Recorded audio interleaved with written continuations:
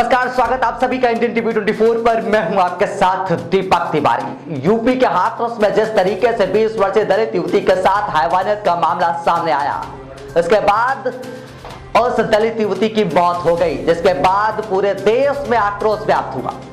जगह जगह प्रदर्शन हुआ, सरकार के खिलाफ जम करके नारेबाजी भी की जा रही है। हम आपको बता दें कि इस मामले को लेकर के निर्भया कांड, जो कि आपको याद होगा दिल्ली में घटे निर्भया कांड में जो लोग शामिल थे, उनकी सजा को उनके अंजाम तक पहुंचाने वाली निर्भया के केस लड़ने वाली वकील सीमा कुशवाहा ने एक बार अपना कदम हाथरस की बेटी के लिए बढ़ाया है, जहां पर वो उनसे मिलने के लिए, उसके परिवार से मिलने के लिए हाथरस पहुंची, जहां पर पुलिस बल ने और संबंधित आला अधिकारियों ने उनसे मिलने से मना कर दिया। बता दें कि इस मामले में और हम आपको आगे जानकारी दे दें कि सीमा कुशवाहा को नहीं मिलने दिया गया, मीडिया को रोक दिया गया उसके घर से। किसी भी तरीके से परिवार के लोगों से मिलने नहीं दे रहा पुलिस प्रशासन।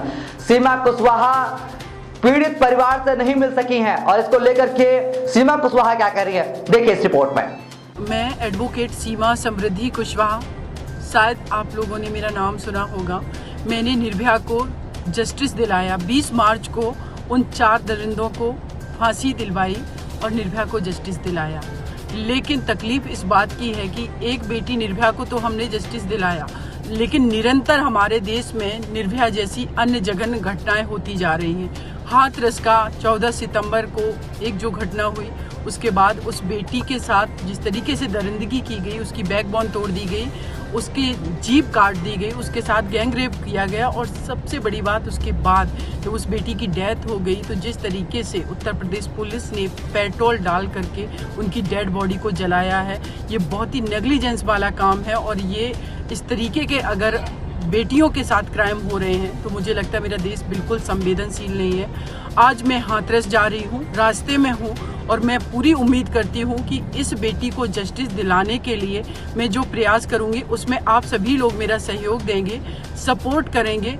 और मेरी कोशिश ये रहेगी कि ये परिवार बहुत गरीब है, मैं इस केस को भी निर्भया की तरीके से ही फ्री ऑफ कॉस्ट लड़ूंगी और इस बेटी को जस्टिस दिलाऊंगी। उम्मीद करती हूँ कि आप सभी लोग, जब तक इस बेटी जो हाथरस की है इसको न्याय नहीं मिल जाता, आप लोग आवाज़ उठाते रहिए, क्योंकि ये बात सिर्फ एक बेटी के जस्टिस की नहीं है, ये देश की 49% आबादी की सुरक्षा, उसकी स्वतंत्रता, उसका गरिमामय पूर्ण जीवन जीने का अधिकार, सबकी ये बात है। तो हम लोग मिलकर के एक मुहिम चलाते हैं मनीषा के लिए और देश की अन्य सारी बेटियों के लिए।